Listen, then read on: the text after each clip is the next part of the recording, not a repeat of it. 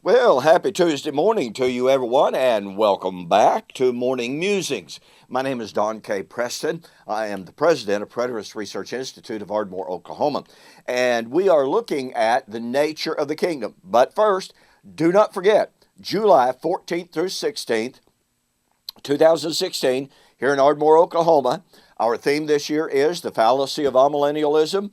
The keynote, if you please, of the event will be a two-day formal debate between Dr. David Hester of Faulkner University in Montgomery, Alabama, and myself. We will be discussing, is Jesus coming back sometime in the future at the so-called end of time, or was Jesus' second coming at the fall of Jerusalem at the end of the Old Covenant age in AD 70? Promises to be a great debate. So come be with us. Free registration this year. So again, come be with us. Well,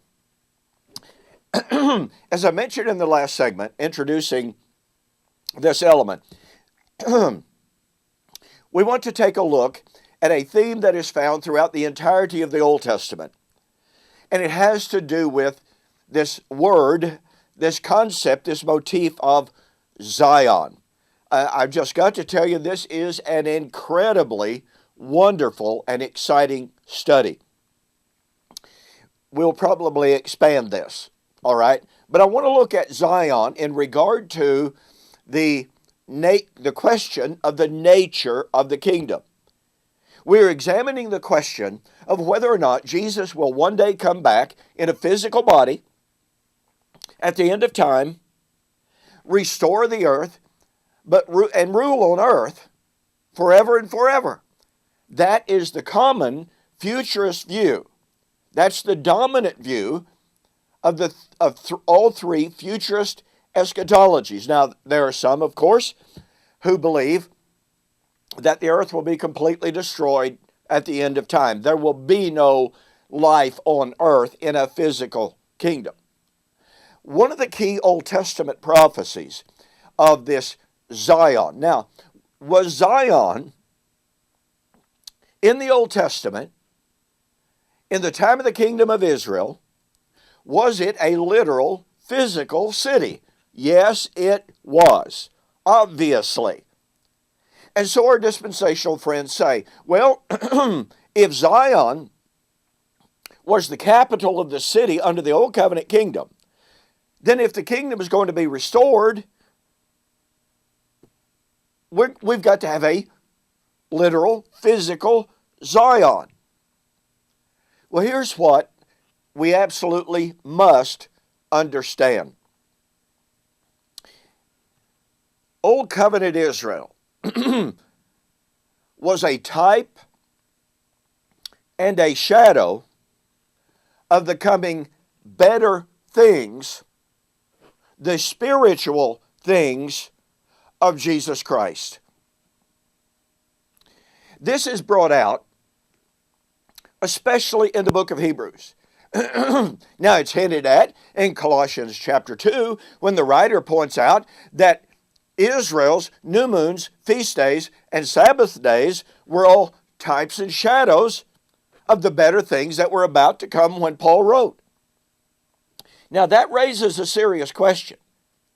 If Israel's sacrifices, if her festal observances were themselves types and shadows, if they were not the reality, then does that not have incredible implications for the temple that was the center and the locus of those sacrifices? Well, as a matter of fact, the book of Hebrews tells us that Christ had become a minister of the true tabernacle, which God pitched and not man, Hebrews chapter 8, verse 1, and that the earthly temple was itself a mere type, a shadow pointing to the better, greater, the true tabernacle. So we not only have the inference from Colossians chapter 2 that the temple and the sacrifices themselves were typological. Now we have Hebrews telling us itself that the temple was nothing but a type and a shadow. Well, wait a minute. If the temple was a type a shadow of something greater, something better, something spiritual, non-physical, then does that not have profound implications for the city? Well, as a matter of fact, the book of Hebrews says, Hebrews chapter 13 and verse 14, we have here, that is, on earth, no abiding, from the Greek word meno, enduring, abiding, remaining. We have here no abiding city, but we seek one that is about to come. So we have the New Testament testimony. When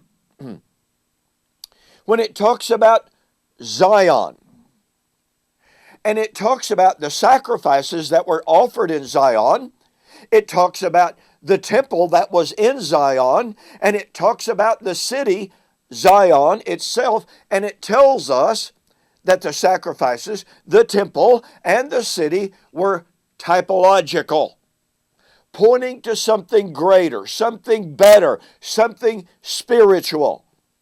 Now listen to me, okay? If the sacrifices and if the temple and if the city itself, if all of those were types and shadows of something greater, something better, something spiritual, then how do you get a future physical kingdom? If you're going to argue for a future physical kingdom, which is what Isaiah is all about, Isaiah chapter 2, if you're going to argue for a physical kingdom on a physical earth, then why do you not argue for physical sacrifices, a physical temple, and a physical city? You see, you can't eliminate those from the equation. Sacrifices, temple, and city all belong to land. So if those are spiritual, then the land is spiritual. And that means the kingdom is spiritual. Well, that's enough for today.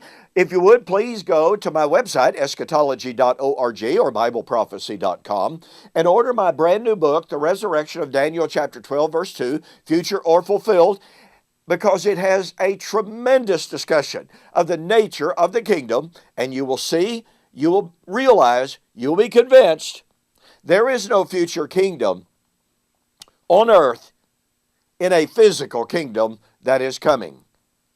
The kingdom of God is a spiritual kingdom. Thanks again for joining me. We'll see you on the flip side.